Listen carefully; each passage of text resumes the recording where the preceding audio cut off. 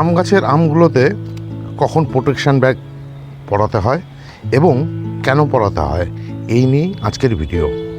আপনাদের আম গাছে যখনই আমের সাইজ ঠিক এই পজিশনে এসে যাবে, মানে এই আম ঝরে যাওয়ার আর যখন সমস্যা থাকবে না, তখন কিন্তু আপনাদের এই জাতীয় ব্যাগ এই আমগুলোতে পরিয়ে দিতে হবে। তার কারণ হচ্ছে এই সমস্ত ব্যাগের থেকে আমকে সুরক্ষা দেবে কীভাবে?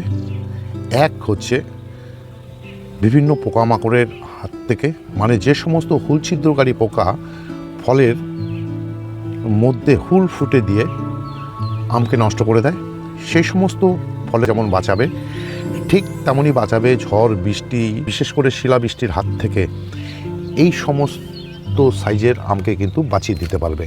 যার জন্যই এই অবস্থাতে চলে এলে আম গাছে ব্যাগ পরিয়ে দিতে হবে। ঠিক এভাবে পরিয়ে দিতে হবে আমগুলোতে এই নেটের ব্যাগগুলো। তার কারণ হচ্ছে এই যে এর ভিতরে জল বৃষ্টি পড়লেও জল জমে ফল নষ্ট হওয়ার কোনো সম্ভাবনা থাকবে না, বিশেষ করে পোকামাকড়ের হাত থেকে গাছকে বাঁচিয়ে দেবে। আর এটাই ছিল আজকের ছোট্ট একটি ভিডিও।